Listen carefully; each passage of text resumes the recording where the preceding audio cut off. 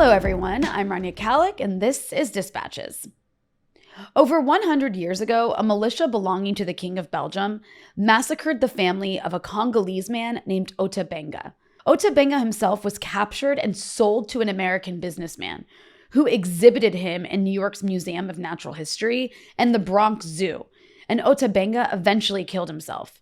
The New York Zoological Society, which had lobbied to put him in the Bronx Zoo, was eventually renamed the Wildlife Conservation Society. And today, that society has been implicated by investigative journalist Robert Flummerfelt in supporting organized violence against Congolese villagers, intended to expel them using mortars, RPGs, indiscriminate fire, murder, and rape.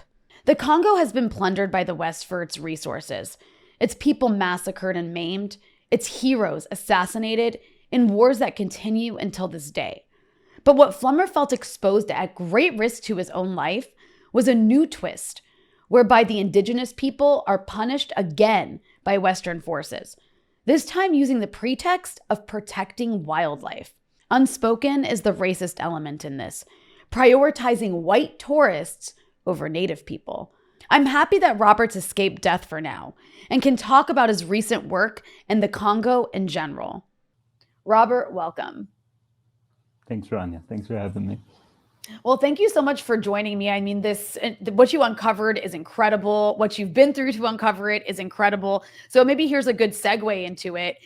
Why are people trying to kill you? Let's start there. Yeah, that's quite the introductory question. So just to get into sort of the longer history of the investigation that we did, I mean, you alluded to a lot of it already, but I worked with a team of investigators for a period of about a year and a half, looking at Kahuzi-Biega National Park. Kahuzi-Biega National Park is a UNESCO World Heritage Site. It's an international tourist destination. It's overwhelmingly funded by international governments like the German government, for a while the US government, and there are tons of programs from different conservationist organizations like Wildlife Conservation Society. And what we documented in our year and a half long investigation was, as you described, an organized campaign of violence designed to expel the indigenous Batwa people from their ancestral lands, which sit inside this park. And that campaign of violence entailed villages being burnt to the ground entirely, indiscriminate fire on civilians, Batwa civilians being killed execution style while their family members were forced to watch, Batwa women being subjected to group rape. We even documented instances of Batwa children being intentionally burnt alive by park guards in a heinous 3-year campaign carried out by park guards with substantial material and financial and military style support from the German government, from the US government in periods, and from organizations like Wildlife Conservation Society. And importantly, and this is really crucial, all of these international actors were notified in writing repeatedly of the fact that this is happening. They received letters saying that there's going to be a campaign designed to expel the Batwa from their ancestral lands. They received private letters specifically describing the violence as it was unfolding, and international actors didn't change their support. In the case of Wildlife Conservation Society, actually intensified its support at certain periods. So,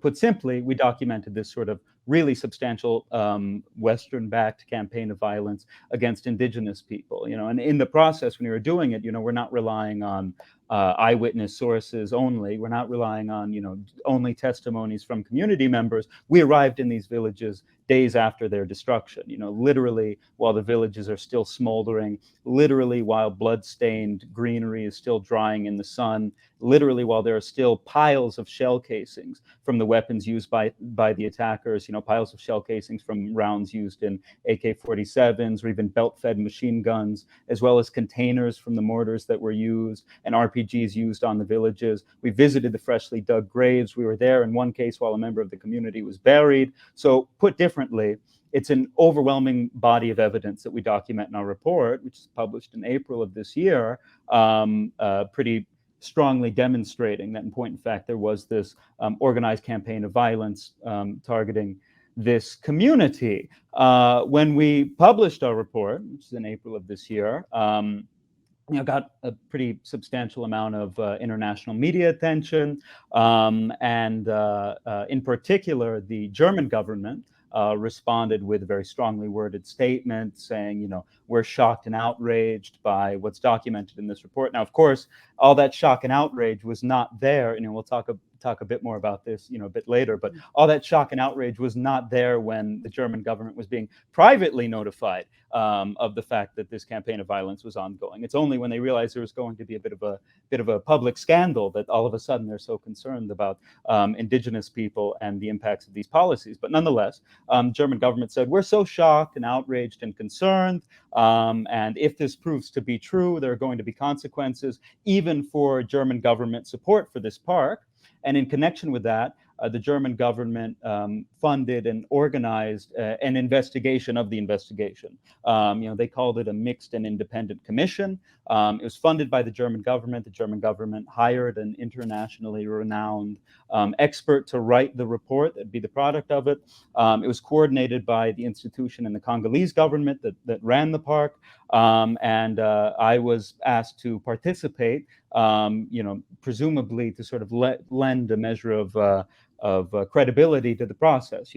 Otherwise it's sort of implicated parties investigating themselves, people working for Wildlife Conservation Society, working for the German government, or working for the institution in the Congolese government that carried out the violence. And so myself and my colleague, a Congolese researcher who participated, who worked with us for the entire year and a half, met with the people coordinating this commission, provided really specific information about my colleague's identity. My colleague, his identity has been kept anonymous throughout the entire time period where we did this investigation. His name's not on the investigation. The concern was the fact that he's, from the area. He's a Congolese human rights investigator. But in the context of this German government-funded investigation, he sat at the table, gave really specific information about his identity. And then I went and accompanied the German government-funded investigation in the field. Within 3 days of that initial meeting, we started getting text messages from individuals. I can't say who they are, but individuals close to senior people in this institution in the Congolese government, describing meetings by high-level people working for the park, within which the decision was taken to hunt down, kidnap, and kill myself and my colleague in connection with the work that we did on this investigation.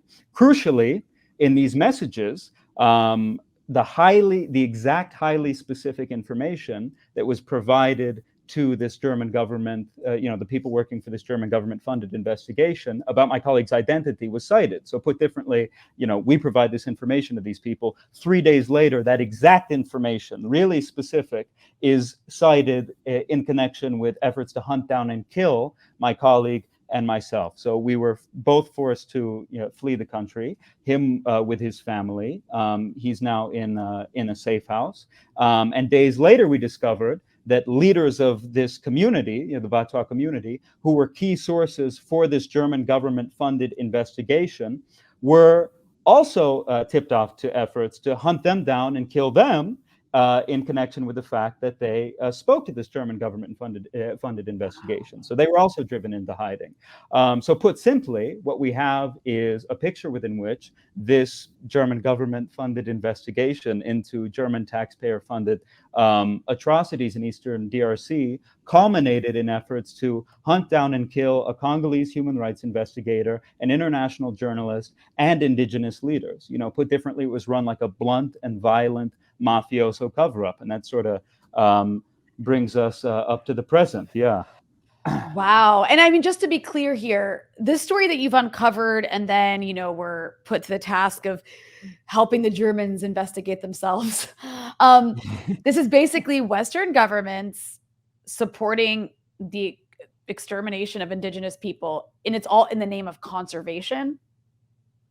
Yeah, I mean, there's a lot here, and there's a sort of broader global picture. But looking at the sort of longer history, vis-a-vis this particular community, the Batwa in Kahuzi-Biega, the Batwa lived in this area inside the park since time immemorial. It is their ancestral homeland.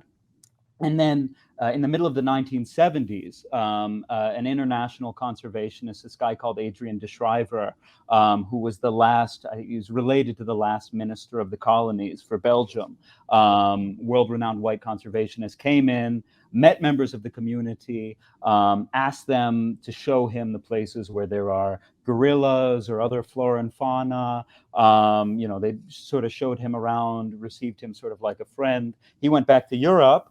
And then he came back several months later, accompanied by park guards and soldiers, and announced to the Batwa community, this land no longer belongs to you. Now it's a national park, and off you go. And their villages were burnt down and they were forced out at gunpoint. This was in the middle of the 1970s. And then he became the first chief warden of Kahuzi-Biega National Park.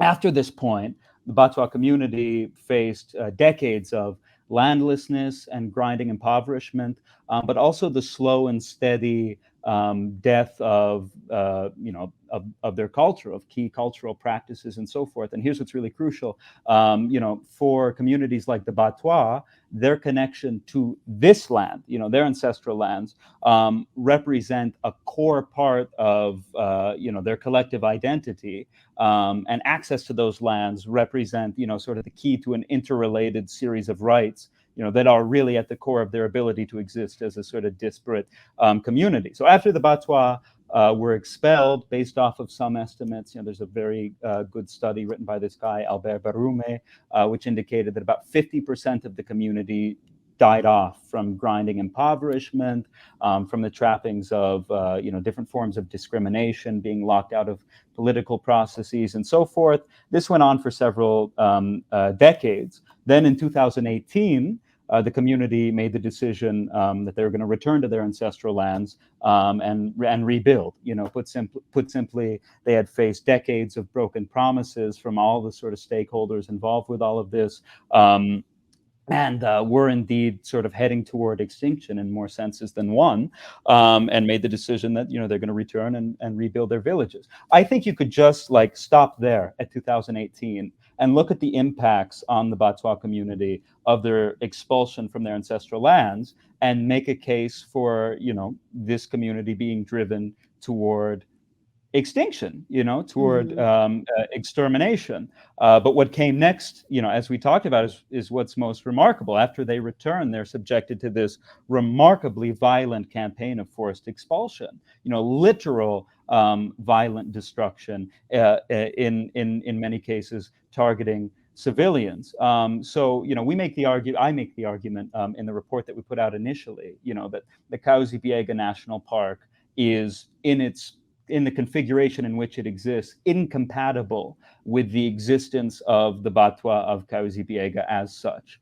And if you look at people like Raphael Lemkin, the Polish jurist who coined the term genocide, and you look at the different sort of examples that he uses when talking about genocide as a concept, not the definition in the Genocide Convention, but concepts that he uses, that is sort of, it meets the definition: the slow destruction of a group as such, the destruction of key elements of their culture, so forth.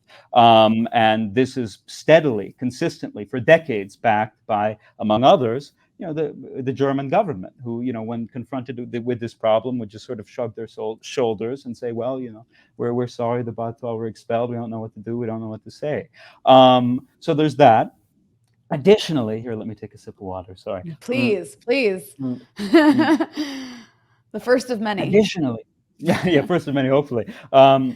Additionally, you mentioned Wildlife Conservation Society. We document how Wildlife Conservation Society has really been up to their necks in this policy of violence against the Batwa.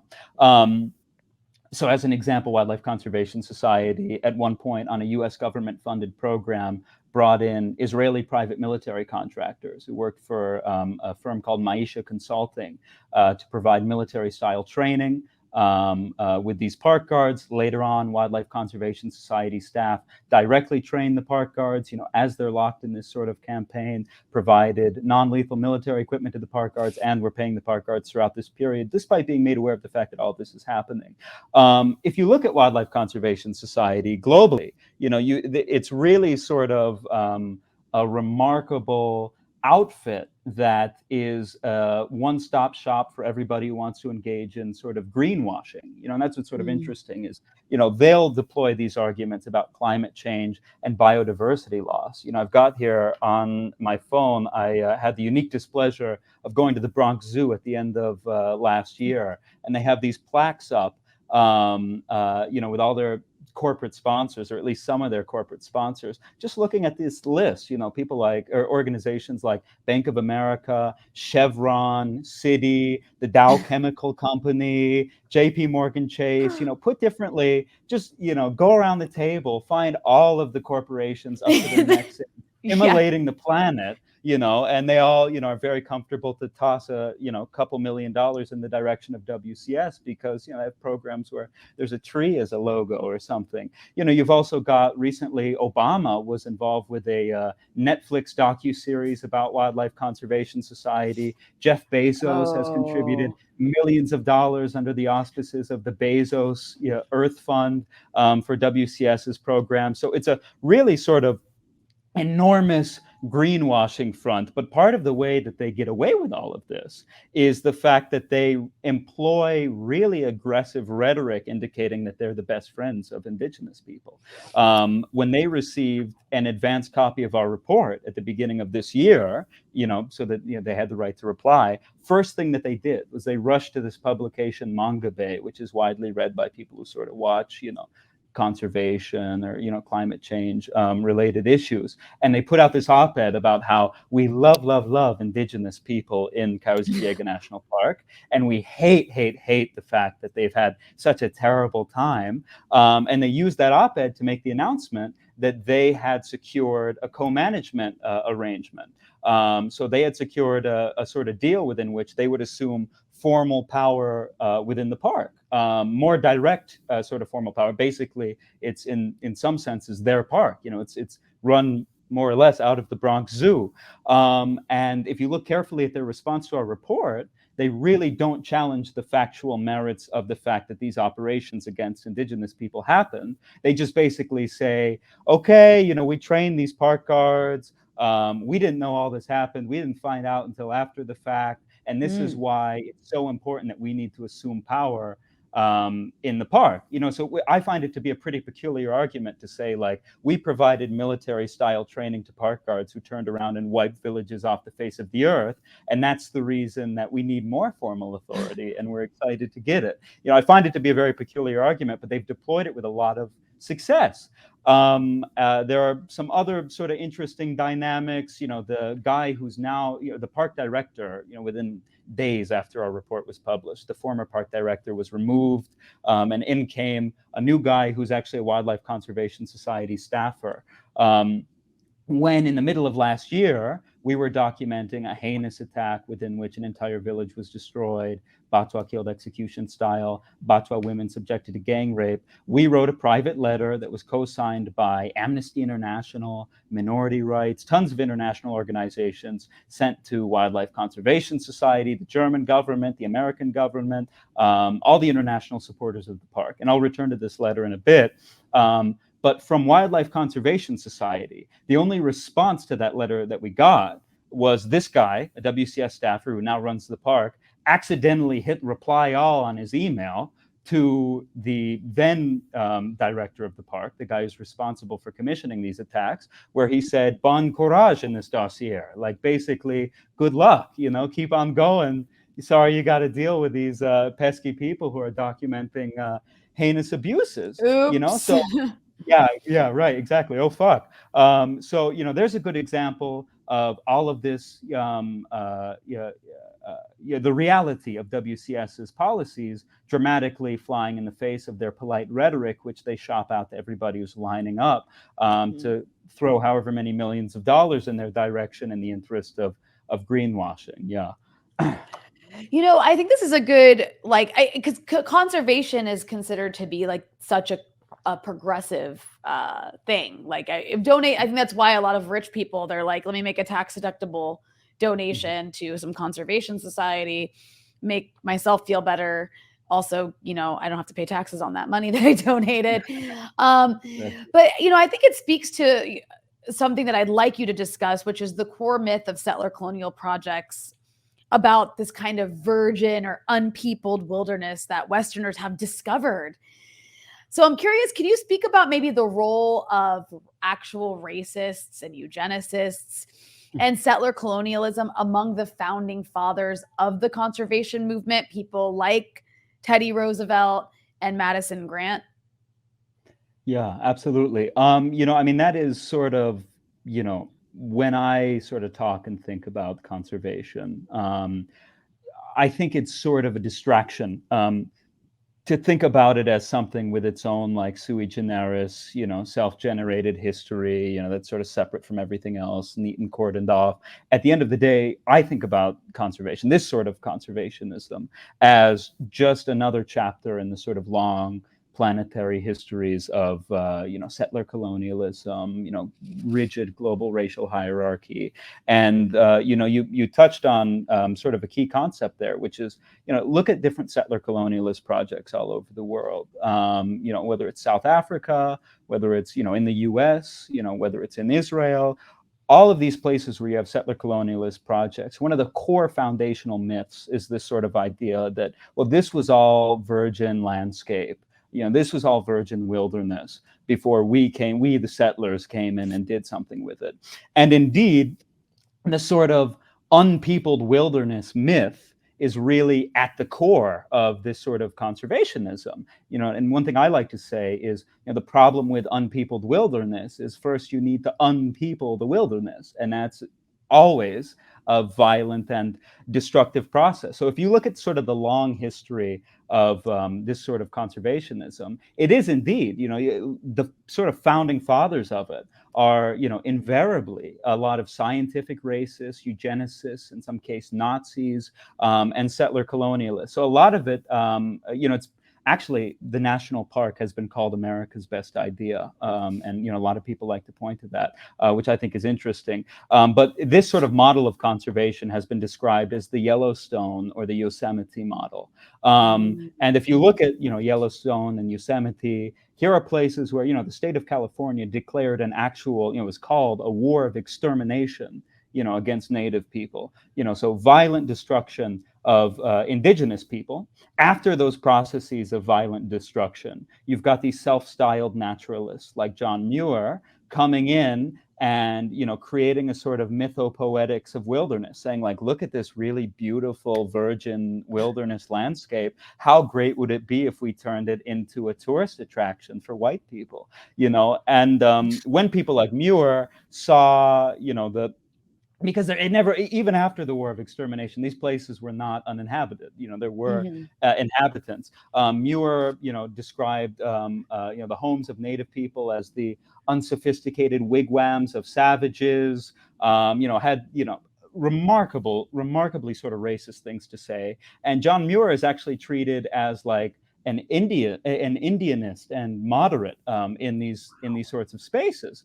Looking at the more sort of radical people, you mentioned Madison Grant. Madison Grant and Teddy Roosevelt. Teddy Roosevelt was inspired by John Muir and Yellowstone and Yosemite, and became a champion for the creation of these sorts of national parks. Madison Grant worked with Teddy Roosevelt to help create the New York Zoological Society. Madison Grant wrote a book called The Passing of the Great Race, which is about the Nordic races dying off to the inferior races and so forth.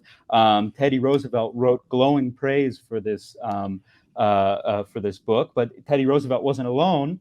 Adolf Hitler also wrote glowing praise for this book. He called it his Bible, in point of fact. And as you touched on, Teddy Roosevelt and Madison Grant worked together to not just create the New York Zoological Society, but facilitate Ota Benga being displayed in a cage in a monkey house in the Bronx Zoo, which was the headquarters, as I mentioned. And Wildlife Conservation Society, a little bit late to the punch, They apologized for this in 2020, in June of 2020. So, like a little over a century later, Thanks, they guys. finally Yeah. got. Yeah, Wow. it took a little while. In the midst of the protests in connection with the movement for Black Lives and the murder of George Floyd, and their apology, which is framed as a public reckoning with a racist past, is even like a little bit defensive. It's like, sorry that we, like everyone else back then, were really racist. Like not exactly the tone I would use if I were writing it. Thank God that I was not writing it. But in any case, one thing that I like to say is even while Wildlife Conservation Society is publicly apologizing for putting an indigenous forest dwelling person from the Congo in a cage in the monkey house, they were actively supporting a contingent of paramilitary park guards that were raining bombs down on indigenous heads in eastern DRC. How little changes in a century, and what is it that can tell us, about this whole milieu? There's another sort of interesting figure, this guy who created the Frankfurt Zoological Society. He was a member of the SA, the predecessor to the SS. Real like brown shirt Nazi. And after the Nazis lost the war, he ran to the Serengeti, and sort of helped to organize sort of conservationist policies, very consistent with the Nazi like Lebensraum, sort of way of thinking about things. And that is indeed, as you alluded, really strictly consistent with the way in which all these people sort of thought about these issues. Put differently, the sort of superior white race is best positioned to, sort of protect and protect wildlife, protect these sort of wild spaces, whatever. And other populations need to be violently expelled. So I think that's some of the sort of important elements around that. No, I mean, it's utterly shocking that this isn't more discussed because of how we celebrate, especially like the national parks, like these are celebrated, and people are like, oh, it's like one of the nice things that the government does is they keep these parks like well manicured and Right. free for us to go visit as like families go and do their vacations. They're having no idea about this horrible history that's actually not really history because it's still ongoing, right? But this phenomena that you reported on isn't actually, obviously, like you kind of just alluded to, it's not restricted to this one place in the Congo, not even just the Congo. So can you maybe describe Western support for conservation or even anti-poaching militias and some of its consequences? Because we all also often think of those as good things because poaching is bad, right? Because also there's jerks who go and poach. So we do think of these as good things. Right. Yeah, and I mean the poaching stuff in particular is interesting. This is maybe a bit of a tangent, but a lot of the times, some of the rhetoric that's employed about sort of military style support for these parks is the rhetoric of concerns about wildlife crime. Like if you look at the grants, USAID funded grants for U.S. Fish and Wildlife Service, under the auspices of which not just Kahuzi-Biega, but parks throughout continent of Africa have received substantial military style support. It's talk about wildlife crime, wildlife criminals.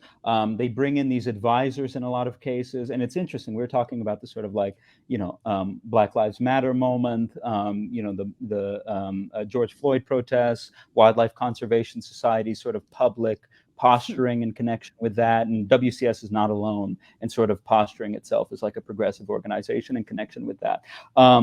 But in effect, if you look at a lot of these guys who are flown out, to sort of conduct training, a lot of them are former police. It's interesting. You look at their you look at their Facebook timelines. They're posting like Blue Lives Matter, like thin blue line sort of stuff, which is just sort of interesting. And they're being sent to African countries to Yeah, do, yeah, oh my right. God. Oh my To under God. the auspices of programs talking about wildlife crime and wildlife criminals, basically internationalize a sort of militarized model for policing. At the end of the day, these outfits, the park guards generally have sort of a police mandate, and they're given military grade weapons, military style training, and it's really directly in parallel with a lot of the militarization of policing in places like the US and other places, which of course all that's absent from Wildlife Conservation Society falling over itself to put itself on the right side of history in connection with the movement for Black lives. So that's sort of, and you know what, the other thing that's interesting in connection with that, talking about sort of who's violating laws and who isn't, it's a sort of complicated issue. But another thing that we document in the report is the fact that the international governments have provided military style support to these park guards, including the US government, German government, violated the arms embargo in Eastern DRC. And the arms embargo is imposed by UN Security Council Resolution 1807. I mean, when Saddam Hussein violates Security Council resolutions, that's a pretext for lights out Baghdad. Yeah.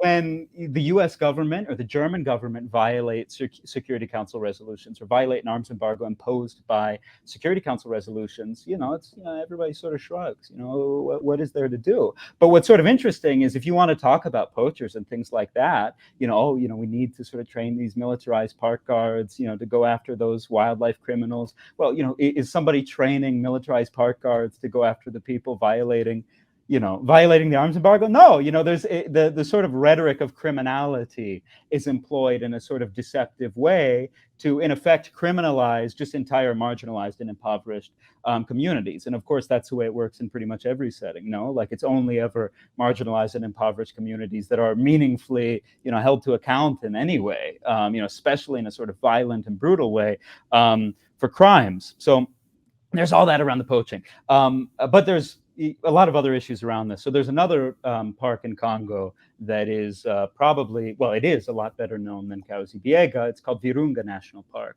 It's the subject of a Netflix documentary, it's people have seen all over the world. I think it was nominated for an Oscar. The guy who runs it is a Belgian prince, this guy called Emmanuel Demerode. I mean, seriously? Yeah, I know.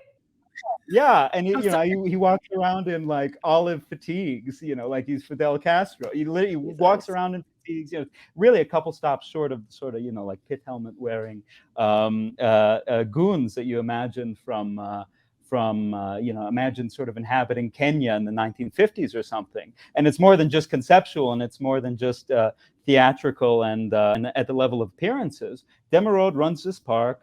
Demerode, when he came in, was single-handedly behind the militarization of conservation in this park, really represents a sort of one-man force for, and when I say that, what I mean is he brought in, again, ex-military from Belgium and France to provide military-style training with these park guards, really sort of brought in these hardball approaches, stuff that's been written about exhaustively by, a lot of really brilliant academics, people like Judith Verwagen and others.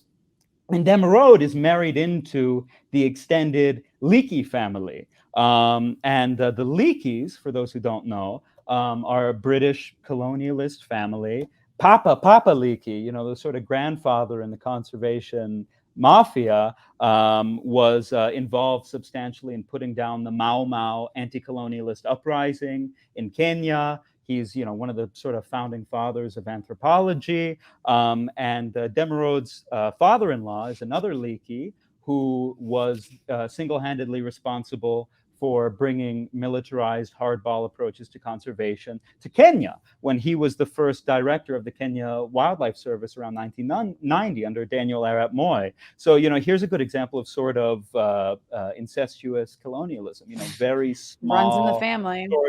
Very small sort of family being single-handedly responsible for the militarization of conservation in two enormous countries on the continent. And when we look at the militarization of conservation in Kenya as an example, it was interesting when early this year, before our report was published, a crew from DW, the German news outlet, came to do sort of a broadcast package about the report. And one of the people on the crew was a Kenyan guy.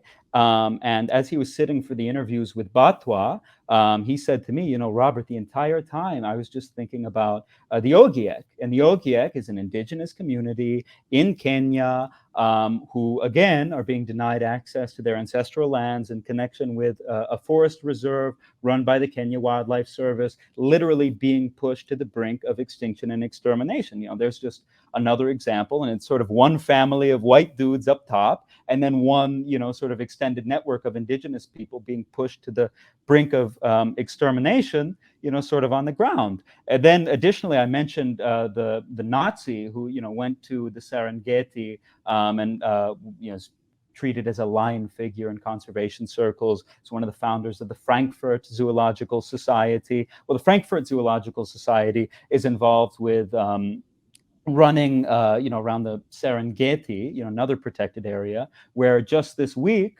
you had Maasai people, again indigenous to the area, being shot by security forces. All of this was caught on camera in connection with efforts to push them off of their land. So, and I could go on and on.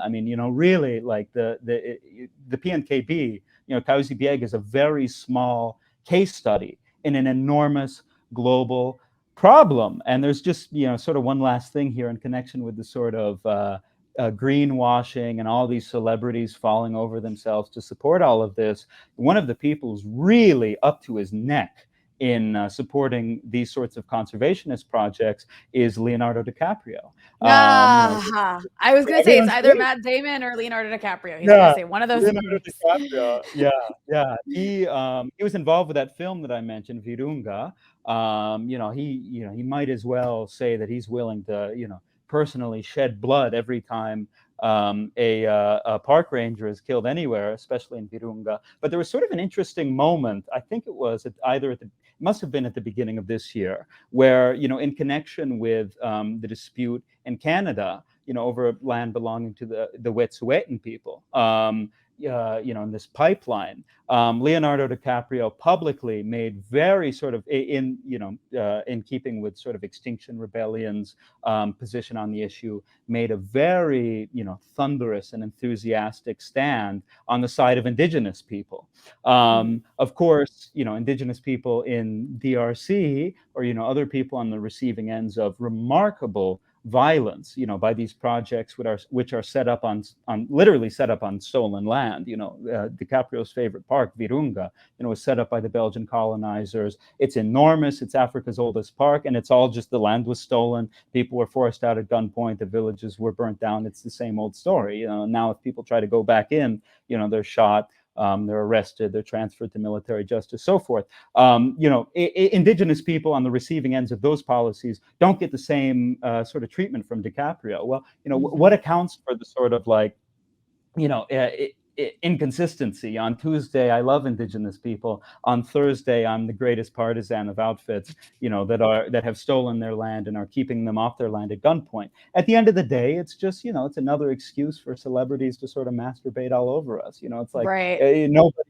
I'm reminded of there was again a little bit of a tangent, but in connection with violence from the Sandinista government in Nicaragua against the Mosquito people. There was a speech given by a Mosquito activist, sort of making it clear, like, yes, we're anti-imperialist, yes, we're opposed to U.S. efforts in Nicaragua, but also at the end of the day, only Indians help Indians. That was sort of the exact quote. And in a conversation with one of the leaders, of the Batwa, I sort of made reference to that and talked about it, and it really, really resonated with that leader, because the experience of the Batwa is everybody, Leonardo DiCaprio, Wildlife Conservation Society, you name it, everybody falls over themselves to talk about how they're the best friends of indigenous people. But the reality, of course, is one of dramatic and organized violence and enforcing them being kept off of their land. So this isn't to throw shade at people who do this, but there is this like growing effort, especially I see it a lot in Canada. It's not a bad thing where people will acknowledge they're on stolen land. And sometimes it's a genuine thing, and other times it's like this symbolic gesture that actually means nothing. Like, that's great that you're acknowledging you're on stolen land, but like you are on stolen land. Are you doing anything about it kind of situation? But You talked a little bit, we don't have to go too much more in depth in this. You actually talked about the German government response, but I just wanted to note that after the report initially came out, you had German government officials like going to this park and doing a photo op. Is that right? Yeah, it's sort of remarkable. But this is what I was sort of talking about with the German government flatly not behaving like they gave a damn when the information about these attacks was not made public. So I referenced earlier that letter where WCS responded and said, bon courage, blah, blah, blah, blah, blah. After receiving that letter, officials in the German government, again, this is a private letter in the middle of last year, officials in the German government, including the German ambassador to Congo, key functionary of GIZ, the German Development Agency, organized a trip to the park headquarters, not to investigate, but to smile, as you say, for a photo opportunity with the leadership of the park. The German ambassador gave this sort of remarkable speech based off of what the park put on its website, in which he congratulated the park guards for their dedication and their difficult mission. This is 11 days. This is 11 days after an attack in which Batwa women are subjected to gang rape. At least one Mutwa woman died after being subjected to gang rape. Multiple villages wiped off the face of the earth, burnt to the ground. Batwa killed execution style while their families are forced to watch. And the German ambassador is giving a speech about how great the park guards are, and he promised as well to try to persuade reluctant German tourists to come and visit the park. Really, sort of, if I were writing a novel and I sort of wanted to talk about neo-colonialist Germans being enthusiastic in their support for the extermination of an indigenous people, I suspect my editor, the publisher, would read that and say, like, try a little harder. It's not believable. Well, it happened. That's the reality. It's shocking. And just one more thing, I think a sort of interesting anecdote about all of this. Actually, sort of two things. Sort of an interesting anecdote about this. In the middle of our investigation at one point, GIZ is one of the German agencies that historically was substantially involved in supporting the park.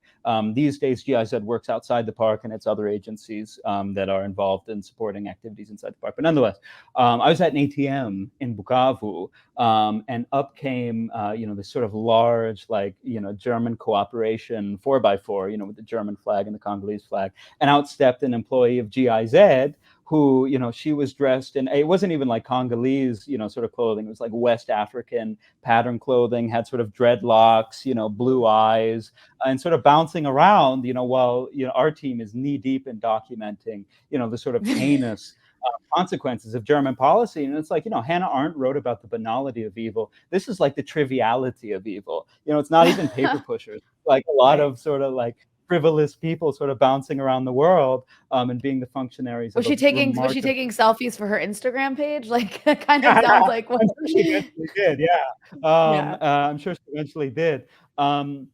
It's maybe a little bit much to get into, so I'll skip that. Yeah, there's something else, but I'll skip it.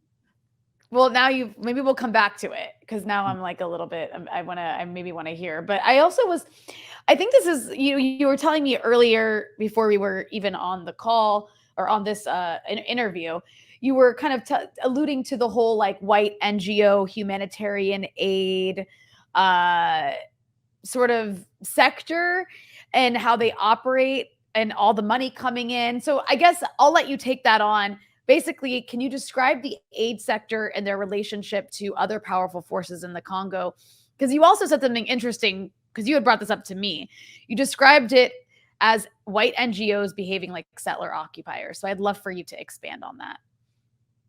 Yeah, I think that most people who are not familiar with these spaces and that world, which that world is, it's mostly a lot of sort of young white people sort of bouncing from context to context, and they work for these different organizations, and they're the humanitarians, or they're working in development or whatever, and they're there to, sort of save the world. I think that most people would be really, really shocked just to see the sort of day by day, it's really, maybe it sounds excessively rhetorical, but I promise you it's not. It's really like a psycho-intellectual climate of apartheid around these people. An amazing sort of tendency to inhabit gilded, white, ghettos, luxury hotels, smoking imported cigarettes, drinking imported wine, spending $30, $40 on a meal, interacting practically not at all with any people, sort of in the country for a myriad of reasons, sort of sunbathing and enjoying their lives.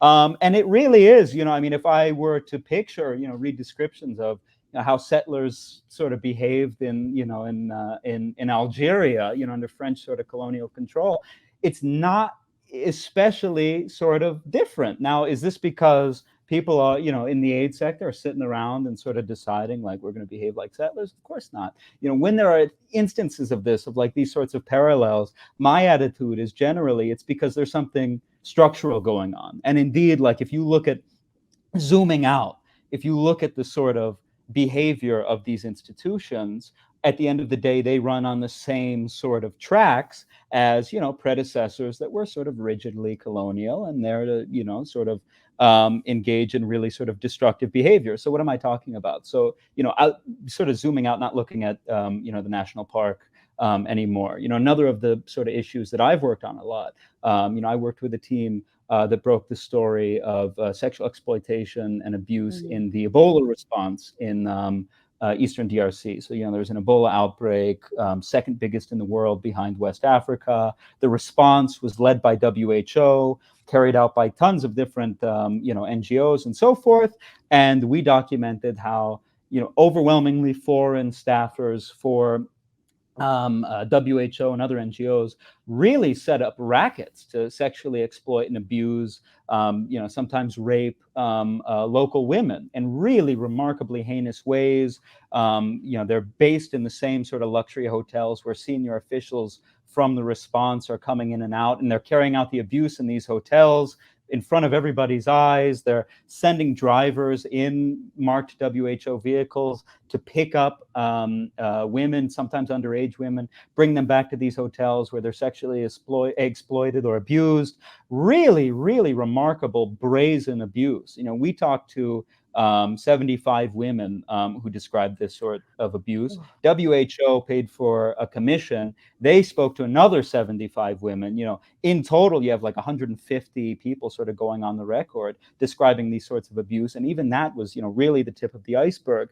And really at the beating heart of a lot of that was power dynamics. At the end of the day, the foreigners sort of coming in with these organizations instantly became some of the wealthiest and most powerful people in a very marginalized and war-torn sort of area in Eastern DRC. But it's not just sort of sexual exploitation and abuse. You also had Ebola responders turning up in sort of militarized convoys alongside soldiers who've been responsible for heinous abuses against the population. You had remarkable examples of organized corruption, theft on a massive scale, and all this culminated in real robust popular opposition, popular resistance to the Ebola response that the international media treated as like, oh, I mean, the Congolese people are really confused about Ebola. They just don't get it, and they just don't understand how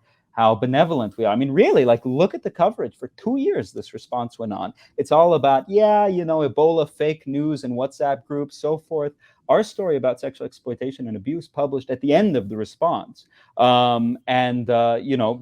Prior to that, there really was practically not a murmur about any of that in the international press. And part of the reason for that, and this is what's really crucial, is that the international journalists, and there were so many of them who were sort of parachuted in, were staying at the same sort of hotels, with these same sort of white, very much integrating themselves into this like psycho-intellectual climate of apartheid, hanging out with the same people, talking to the same people, so forth. And what's probably most remarkable is the fact that these are supposed to be the better of our angels. If we were giving an elevator pitch for like the global system as it exists, and we're doing an elevator pitch for aliens, and we're telling the aliens, look, like there's Exxon Mobil and all these companies that like really engage in exploitation, but don't worry, because we also have, these sorts of outfits that are lovely and come in and help people so tremendously.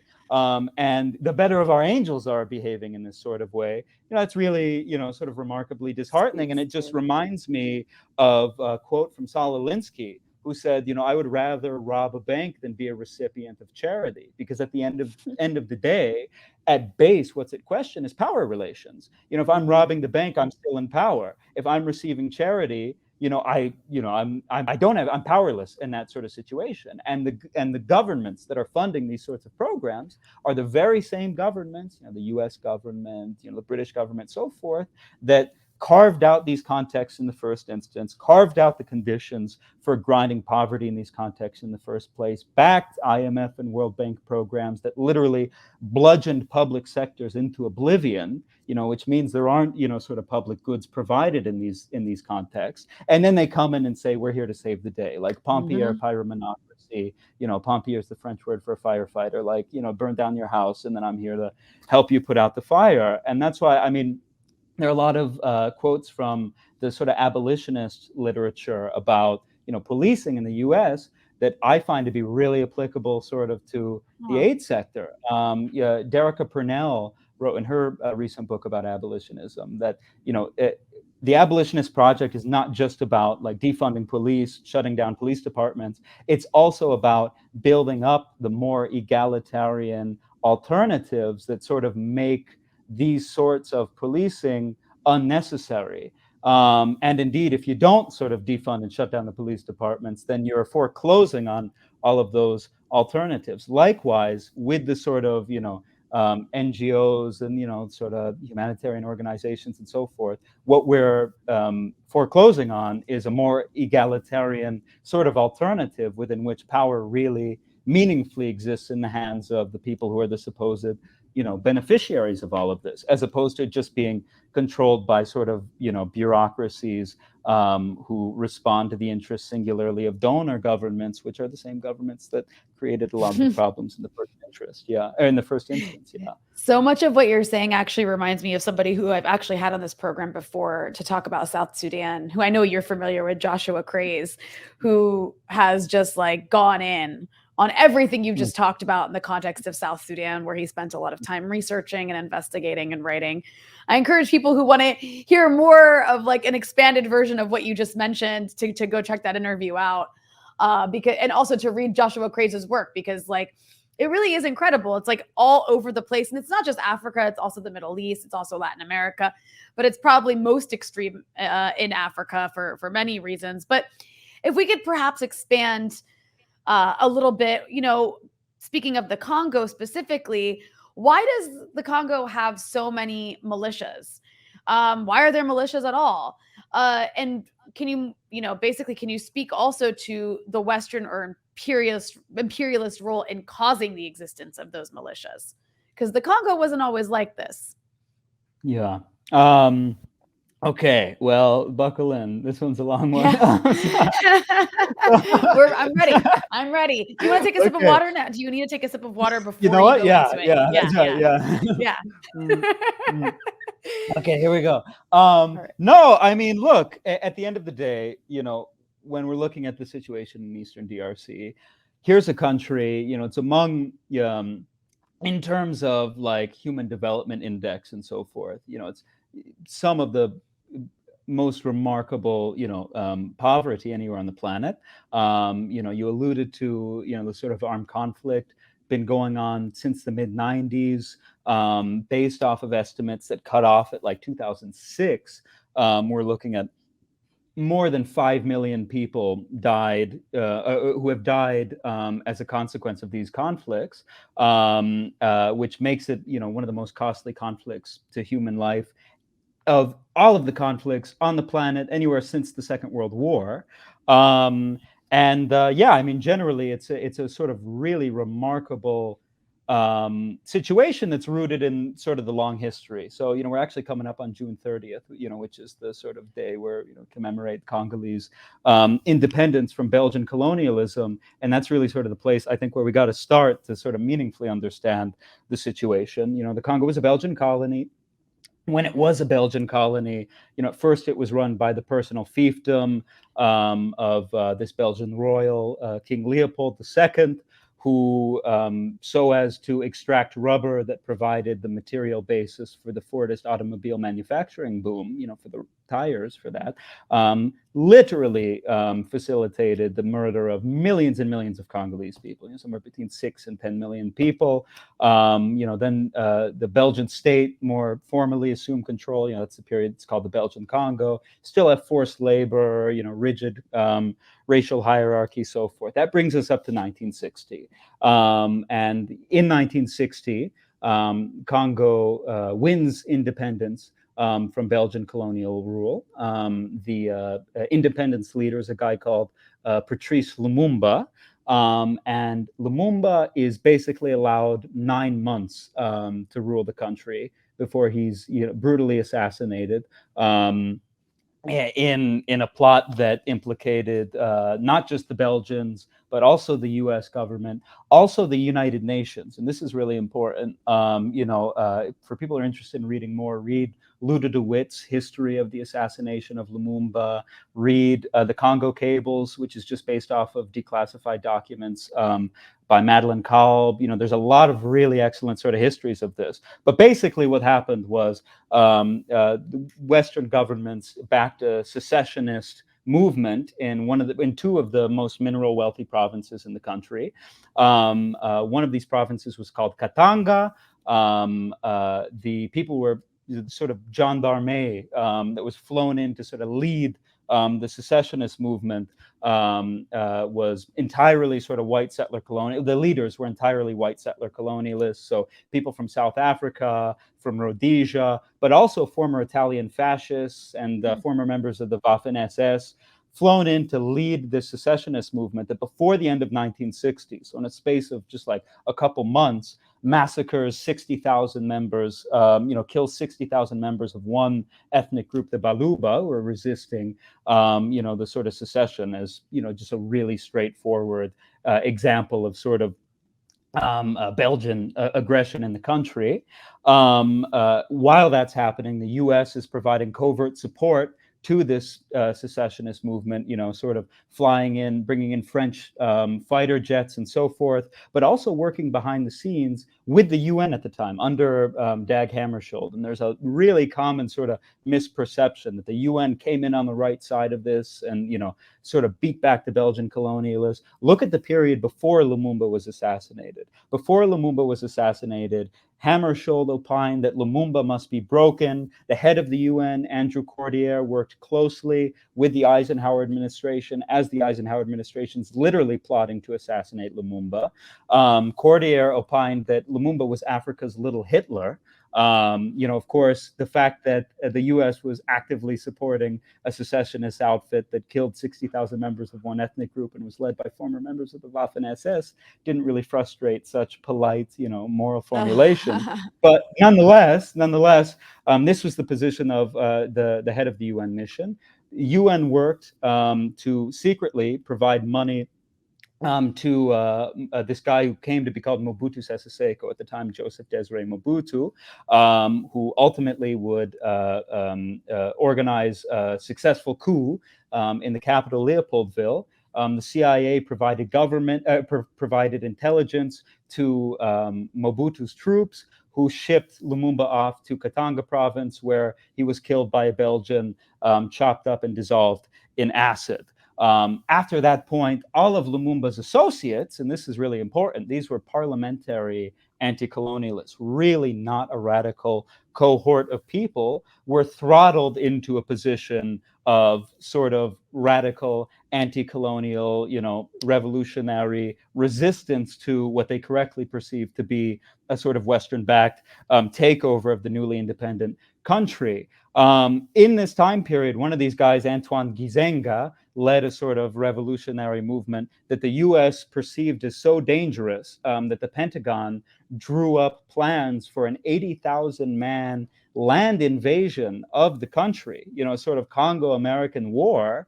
And this is what's really fascinating. This is exactly the time period where you have a sort of faltering U.S.-backed dictator in South Vietnam. another sort of former colonial context. And it was sort of like a game, like, let's see which sort of US-backed proxy in a former colony is the stronger of the two. And indeed, the sort of leadership in the Congo, backed by the US, proved to be stronger than Diem in South Vietnam. Right. And ultimately, the military commitments were made in Vietnam. Nonetheless, you have, sort of a really radicalized opposition. Ultimately, by the middle of the 60s, this radicalized opposition has assumed control of half of the country. They called it the Simba Rebellion. They declared a People's Republic, and the U.S. helped organize an instant air force for the U.S.-backed regime in the capital, and piloted by, this instant air force piloted by Cubans who flew in the Bay of Pigs invasion, delivered, again, sort of white settler colonialists, You gotta love guys from that you gotta love that intersectionality, yeah, there's like all the part of the connections. Yeah, fascists. everybody's Yeah. favorites. Yeah, right. Yeah. Flew in again people from Rhodesia, South Africa, who defeated the rebels and then massacred people in a town called Kindu, like thousands of people. And from that point, you basically have this Western-backed government led by this kleptomaniac Mobutu. One of the reasons that Washington continued to back Mobutu was the fact that he supported U.S. efforts to resist the anti-colonialists in Angola. So in Angola, the U.S. collaborated with apartheid South Africa, fought against the anti-colonialists, first sort of worked alongside the Portuguese colonizer, later on, worked with elements, sort of aligned with apartheid South Africa. In the Reagan years alone, 1 million people were killed in Angola. Mobutu, he changed the name of the country to Zaire. Mobutu Zaire was really sort of a launching pad for that sort of foreign policy. Then, we're moving through. Let me take another sip of water. And these are the Cliff Notes version too, by the way. Yeah, there's a lot I'm leaving out. A lot of heinous Yeah. stuff I'm leaving out, actually. No, it's actually so disgusting. Like Yeah. it's anyways. Please continue. Yeah. So this is really like tip of the iceberg stuff. And Yeah. again, it's not like none of it's like, it's it's respected, the most respected sort of histories of the Congo, touch on all of this. A lot of them misframe it, because you gotta sort of pepper things around here and there, and you can't sort of challenge the interests of, powerful governments if you want to be a respected person in the academy. But it's all there. Right. And, every sort of major history about the Congo, it's just, not really sort of thought about all that much. But nonetheless, then you have, at the end of the Cold War, this really interesting sort of continental reshuffle where, basically a bunch of stooges, both for, the US and for the Soviets, lose their sort of, political value, lose their sort of value and lose their support pretty substantially. So like Siad Barre, who was backed by the US in Somalia, his regime pretty much immediately collapses. You've got a similar dynamic with Juvenal Habyarimana in Rwanda, and the collapse of his regime immediately sort of precipitated the Rwandan genocide. And you have a similar dynamic with Mobutu. By the mid-90s, is really sort of floundering, struggling for international support. And this is the period at which, in the mid-90s, you have an invasion of the country, so-called alliance invasion, really spearheaded by the country's two most significant probably neighbors, Rwanda and Uganda. And this invasion received substantial U.S. support in a lot of different ways. For those who are interested in this, you can read Gerard Prunier's account of the war. There was support from the U.S. Embassy, really substantial support from the U.S. Embassy in Kigali, even remarkable indifference to reports of massive massacres of civilians, examples of things happening like Rwandan troops being sent in to with cobbler's hammers to smash people's skulls mostly of sort of elderly people and children and women, people who couldn't flee. The reason for the Rwandan invasion was the fact that the perpetrators of the Rwandan genocide had organized a strategic retreat into Congo. But at the end of the day, the people who were targeted by this campaign of violence were overwhelmingly not the the perpetrators of the Rwandan genocide, or sort of an even mix. But nonetheless, these invaders sort of swept clear across the country, installed sort of an old guard rebel in power in the capital, old guard Congolese rebel in power in the capital. And then when that old guard Congolese rebel said that, okay, thanks for your help, but we don't want the country to be permanently occupied by Rwanda and Uganda, so you have to leave, that immediately ignited a reignition of the conflict and what's called the Second Congo War. And this is really probably the most remarkable period. So if you look at, as an example, UN Group of Experts report from 2002, the indication is that as a direct consequence of this occupation, which again, this is at least at a political diplomatic level, receives cover and support from the U.S. and so forth. As a direct consequence of this occupation, somewhere between 2 and 3 million people were killed. There's a really interesting study written by these two anthropologists, Smith and Mance, around that time as well, called Ducellier-Fon's Dream of Civil War, which talks about the extraction of columbite tantalite and the way in which that helped feed the sort of revolution in microcomputing in the global north. And among other things, there are descriptions of instances where the sort of Rwandan government-backed militias that are literally forcing people at gunpoint to pull coltan out of the ground are directly negotiating with executives at Citibank, partially because there was so much demand for the 2000 release of the Sony PlayStation 2.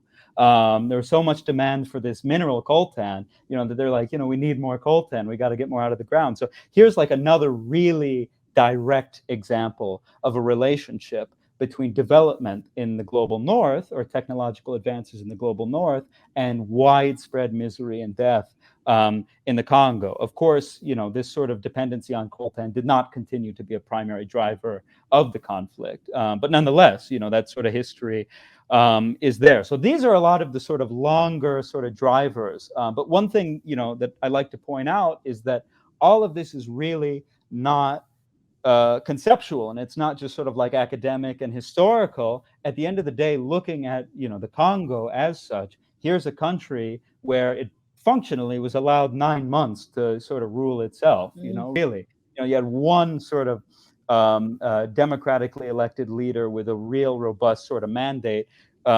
assassinated through collaboration between the UN, the US, Belgium, so forth. Then the country is run into the ground for 3 decades by a Western-backed kleptomaniac. Then the country is invaded. There's a Western-backed invasion. Millions of people are killed.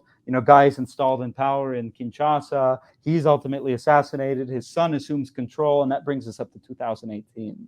So really, there's not any period between like 1961 and 2018 within which it can be all that meaningfully said that this is a country that has achieved full and proper, sort of independence from external violence and from the external imposition of other countries' will. Yeah. And that's, of course, like, not to mention, where the starting off point was already, was already messed up because of the colonialism that preceded that. I mean, it's just incredible, because then you just have this attitude of like, why are people there so violent? Like, why is there so much violence? These places are just like backward. We don't understand why. But for years, the UN has had this mission in the Congo that is even allowed to engage in combat, largely as justified because of the violence there. Has this mission helped, or has it harmed stability in the Congo? I just made reference to the fact that the first sort of proper UN intervention in the Congo was playing a decisive role in the assassination of the independence leader. I mean, that's really not insignificant. And just already on its face already, if you're making an argument to me like, yeah, I literally helped to carve out the sort of Congo-shaped charnel house in Central Africa, but now we're here to help, I'm already skeptical. Already I'm not buying whatever it is you're selling. So I don't really think that that's insignificant. But looking at the UN's approach, I mean, there's a lot here. I'll try to be succinct, but there's really a lot of remarkable stuff here. One person who's written, I think, really intelligently about this issue is an academic called Marta de Heredia. And she spent time with members of Mai Mai militias in Tanganyika province, and tried to sort of understand popular support that is voluntarily provided by members of a lot of communities to members of these sort of Mai Mai groups. And she makes the point that the UN, aware of the fact, basically, that there are a lot of communities throughout Eastern DRC that, push comes to shove, would voluntarily prefer to support militias over the Congolese army, and nevertheless providing substantial support to the Congolese army, is pretty remarkable and inexplicable, and in point of fact destabilizing. Well, what am I getting at? If you look at UN figures, let's look at UN figures about the Congolese army and abuses that are conducted in Eastern DRC. The UN estimates, it varies year to year, but basically every single year, on average, the Congolese army is responsible for about 50% of the abuses conducted in Eastern DRC, abuses of human rights. And the other 50% are carried out by the 120 plus different armed groups put together. Now, if we could imagine a scenario within which the UN is coming in and saying, we're here to keep the peace, we're peacekeepers, whatever, and they go into a context and they work against 119 different armed groups, and then there's one really significant armed group that they just ignore, maybe coincidentally, whatever. That would be, sort of scandalous in its own right. Be even more scandalous if that group were so significant that it's, the biggest armed group and responsible for 50% of the abuses. That'd be pretty enormous. It'd be even more of a scandal if the UN were providing support to this armed group secretly, and even more of a scandal yet if the UN were actually openly promoting an approach to peacemaking, which is let's support this armed group and help this armed group to put down all of the other armed groups around that country. Now we can stop imagining, because that's exactly what the UN does. It works in lockstep with the Congolese army, which is rightfully regarded by a lot of people in Eastern DRC as repressive and destructive. I have a friend who likes to share an anecdote. I can't say who they are, but likes to share an anecdote about an employee of the UN, a Congolese person who sent out to sensitize populations to the mission of the UN, and went out on one particular occasion and said, look, our mandate is this and this and this and that. We're here to help the army, And one woman said to this person, well, if you're here to help the army, you're here to help the people who are raping us and plundering our villages, so we're not on the same side. Thing is, if you look at the UN's approach, at least since 2009, 2010, there's a very interesting article written by my colleague Rachel Sweet about this, called Militarizing the Peace. Since 2009, 2010, the UN has publicly, in its sort of peacekeeping outfit, publicly taken a sort of counterinsurgency approach, literally sort of ripped pages straight from General Petraeus's handbook in Afghanistan and put them to the test in Eastern DRC. Not only that, you alluded to, there are some outfits that have an offensive mandate. Part of that has been in connection with ostensible terrorists in one area in Beni, which we'll talk about that, I think, in a bit. The UN has actually carried out bombing runs. Bombing runs where UN helicopters are going and bombing jungle canopy. And I've had conversations with senior people in the UN who've literally said, we don't know we haven't known what we're hitting. Now, this is not happening. The bombing runs aren't so much happening today. They went on maybe 2 or 3 years ago, really in force, really aggressively, but saying we don't know what we're hitting. Also referring to civilians potentially killed in those bombing runs as collateral damage. It's really sort of remarkable, Bush administration rhetoric about the possibility that civilians are being killed. But at base, what you have is the sort of approach to war making, which is rigidly sort of colonial in character. Looking at what happened in Afghanistan, what really one of the great gifts to the world from the U.S. misadventure in Afghanistan was the reinvigoration of this sort of esoteric doctrine for war making, rooted in putting down colonial emergencies and so forth, that we call counterinsurgency. But one of the core premises is the idea that there is no legitimate relationship between populations and armed groups. Like, there's just no way in which people would voluntarily support armed groups. So all you got to do is sort of separate the fish from the pond, create islands of stability, blah, blah, blah, blah, blah.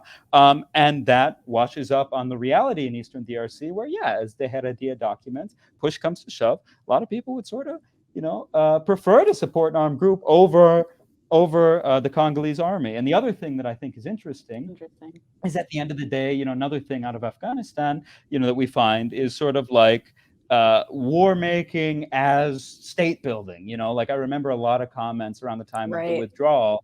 Like, if you've been there for 2 decades and then as soon as you withdraw, everything collapses, you haven't really been building a state. You've been running an occupation, sort of functions like an occupation. Indeed, in Eastern DRC, there are a lot of people who really see the peacekeeping outfit as functioning basically like a sort of militarized occupation, and would be content, for it to sort of leave. And this, sorry if it's a little bit long-winded, and you can cut it out if it is, but I think that there's a very interesting analogy to Northern Ireland, actually. I remember a conversation that Bernadette Devlin, who was, an Irish Republican, she slapped an official in the UK government in the face after he argued that the Bloody Sunday massacre was in self-defense. And she went on William F. Buckley's program and was asked something along the lines of, okay, so you have this and that to say about the British Army,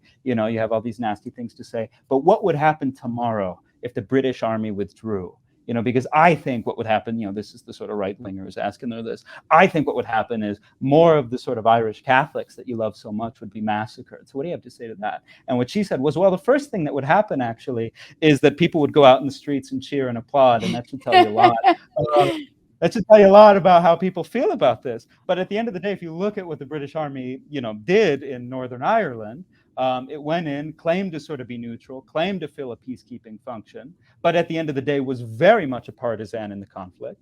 And at the end of the day, provided covert support to right-wing paramilitaries, as well as open support to, sort of destructive outfits that were, massacring people. And we'll talk a bit about this in connection with the sort of, ISIS terrorism stuff. But, the parallels are pretty remarkable. And indeed, I was there in really dramatic demonstrations at the end of 2019 when Congolese people stormed a UN battalion in a town called Beni, sort of burnt it down, sort of ripped out, a lot of the things in the offices, and were chanting Leo and Joe Leo, which means today. Today means today. Today means today. Like, get the hell out, And there again, like a lot of the international media stuff talking about that incident sort of said, like, the Congolese people are begging the UN to protect them better. No, today means today is pretty straightforward. So, Wow. I think that there are a lot of sort of interesting parallels there between sort of historic, sort of occupations, colonial occupations, and quelle surprise, when we're talking about the UN, let us not forget the beginning of the UN intervention in the country was working with the former colonizer to help assassinate the independence leader. So again, it's not all that conceptual. There is a direct sort of link there. Yeah. Yeah, fair enough. And then, of course, as you kind of mentioned a little bit about, there have been claims that ISIS is operating in the Congo, but you have disputed that. You've even written basically against that. So can you tell us what's really going on? Yeah, I'll tell you, it's very complicated. And I will, there's some that I can't say because of sort of ongoing investigations that we're working on. But I think probably the most important dynamic here, if we look at the sort of international, war on terror and the trappings of it sort of all over the world, one thing that's really pronounced that seems to crop up in a lot of different contexts is the sort of self-fulfilling prophecy. So, as an example, like, in the US is making its argument to go into Iraq, you've got talk about Al-Qaeda in Iraq, Al-Qaeda training camps, whatever, that stuff that was extracted from torture proved to be not true, but also talk about this guy Zarqawi, who, like, he's in northern Iraq because Zarqawi's there. That means Saddam Hussein is working with Al Qaeda. Blah blah blah blah blah.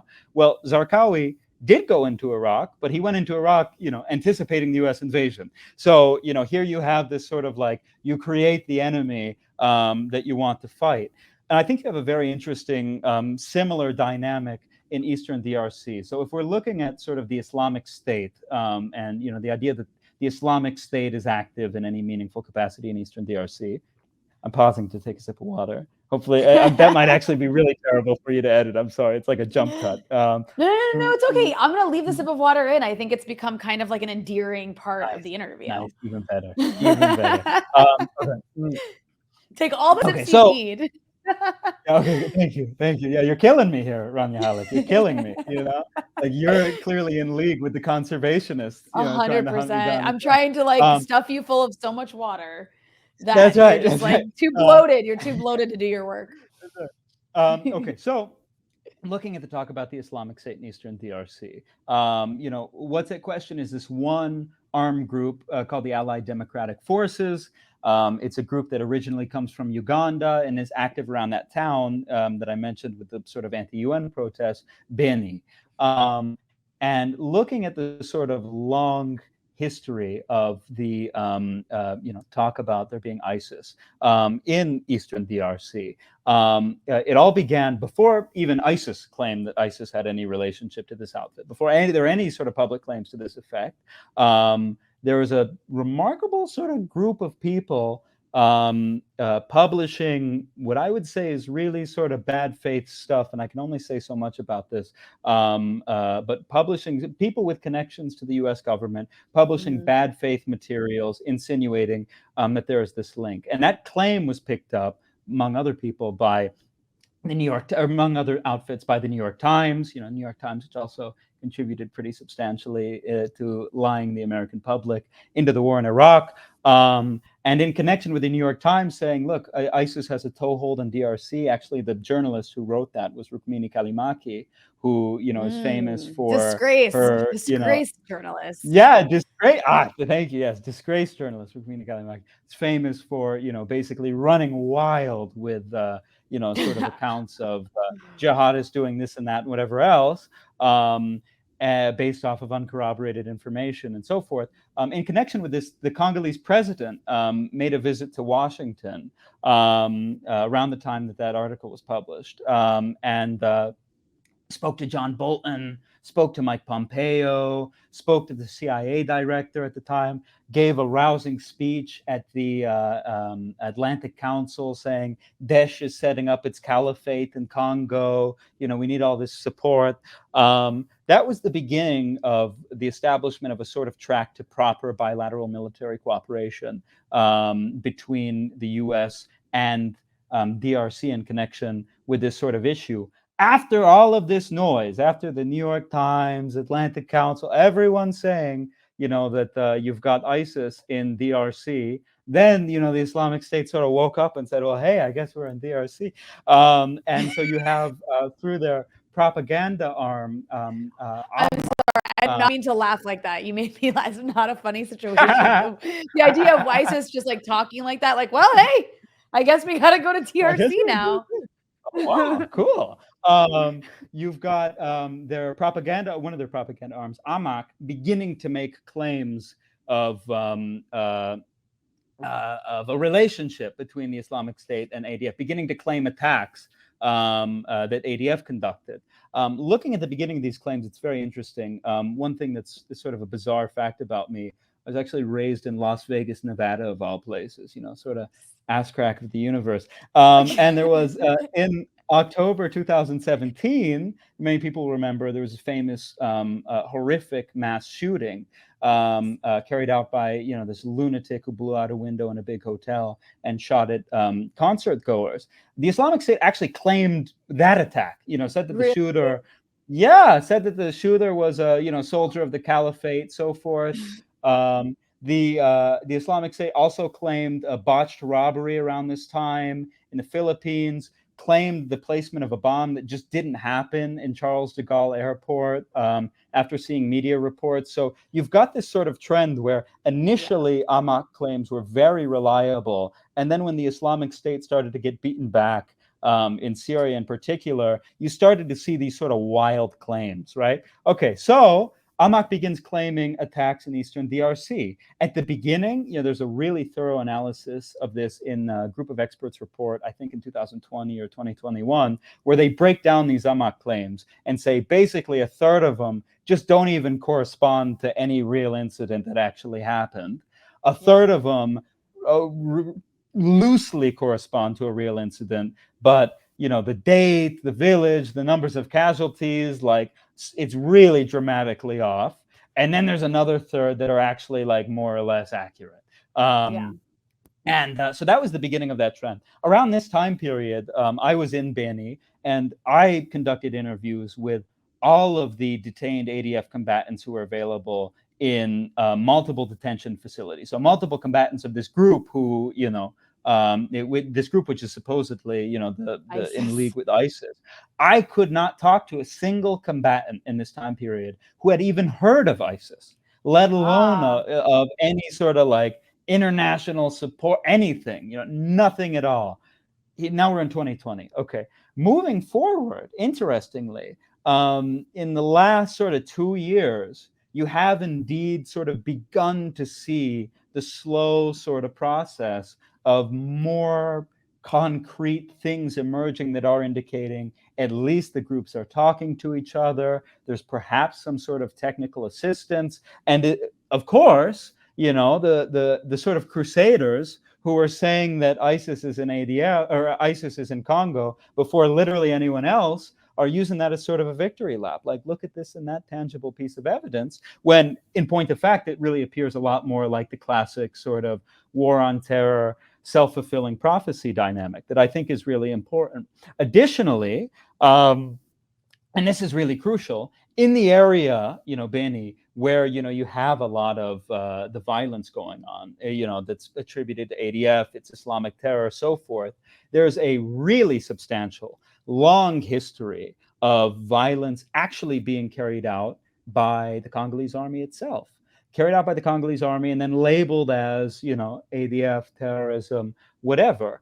And there's a really remarkable sort of example of this that connects with everything we were just talking about with the UN that I was sort of alluding to, where a Congolese general called General Mundos, who led joint UN Congolese army operations to fight against the ADF, it was revealed by the UN group of experts, was actually secretly not only providing support to ADF, but also organizing his own separate death squads that were, sort of killing people in attacks that were, treated like terrorist violence. And when he was confronted by this, he said to the group of experts, no, it's not me. It's, jihadism, terrorism, blah, blah, blah, blah, blah. Again, the sort of blanket reference to terrorism. Incidentally, it's just sort of an interesting anecdote. This guy was in charge in the Congo. He was moved after the scandal associated with this. And he went to the area where Kahuzi-Biega National Park is and was the general who was in charge through a lot of the sort of campaign of violence, which was carried out against the Batwa, which is supported by the army.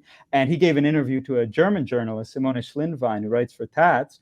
And he said, yeah, the Batwa are terrorists. So it's sort of like amazing, like the way these things sort of like, run on loop. But anyway, that's just to say all of the international actors who want to go in and fight terrorists in DRC, which include the U.S. government. And that's, Right. Really sort of intensifying U.S. government programs looking at terrorism in Eastern DRC. And when I started looking at this in 2019, a lot of people said, Robert, you're crazy. There's not going to be any sort of formal U.S. government, anything at all. Now, this is really the direction that it's moving. But anyway, all of the internationals, You've been vindicated, Robert. You've been vindicated. Yes. Finally, yeah, sweet vindication. All the international actors that want to go in and fight terrorists in Eastern DRC, their partner of choice is the Congolese army, and that poses a really substantial problem if the Congolese army is itself implicated historically and likely at the present in really serious violence against civilians. And so what I see generally is a lot of the trappings of what we see all over the world in the context of the so-called US war on terror, US-led war on terror, the self-fulfilling prophecy dynamic, blind support for repressive state security forces, even the UN bombing runs, we don't know what we're hitting in the jungle, collateral damage, things like this, depoliticizing conflicts, treating an armed group like a just sort of fundamentally evil franchise that can only be reduced to, a sort of franchise for international, sort of actors. All of this is very much at play in the context in Eastern DRC. And I think that if anybody has any questions as to how that will likely play out, just look at every other context all over the world where it's happened. And you can see the sort of charnel houses and the, pummeled and the annihilated villages and countries, and, get a good sense of where this leads us in Eastern DRC if things continue in this direction. Yeah. I feel like this is a good place to maybe conclude, because I mean, this has been such an incredible interview. I want to link to all the resources people can look to read your report, to read some of the coverage of the report, and what's happened in the aftermath. I know there was recently an Al Jazeera investigation that's quite lengthy that came out based on this. So I'll link to that in the description. But beyond that, where can people go to follow your work, to find out more about everything you've discussed? I mean, you mentioned some books throughout, obviously, so those are good resources. But yeah, basically, this is the shout out section. Give all your shout outs here. Where should people go? Where should people go to find you and your work? If people want to do to themselves the unique disservice of reading anything I have to write, then probably the best place for them to go. I'm very bad at this sort of social media self-promotion stuff. So the only place that they can go really is my Twitter, which is my handle is Radical Muzungu. And Muzungu is the sort of term for white guy, basically. So Radical Muzungu, at Radical Muzungu is the place where people should go if they want to subject themselves to the torture, not US-backed torture, but torture of reading my work. Yeah. So this is the sort of self-deprecation. Is this a Las Vegas thing? Yeah. Oh God. Here we go. Now everything I say, doesn't matter how intelligent the political analysis is. Everyone's gonna be like, that guy's gonna be like the Las Vegas produced thing. by Las Vegas. Next, I'm gonna wear a Hawaiian shirt. Oh God. Oh God. Yeah. You really want to? You got to play. Yeah. You got to embrace it. That's right. Embrace it. That's right. Fear and loathing. Embrace your heritage. On that note, Robert, thank you so much for the incredible work you've done. Please stay safe, because clearly, what you've done has angered a lot of very powerful people. And I hope that we get a chance to have you on in the future, because there's so many more things I wanted to ask you about and could ask you about, and you're so knowledgeable about all this stuff. So really, thank you so much. I appreciate it. Thanks, Rania. You're awesome. I really appreciate it. Thank you.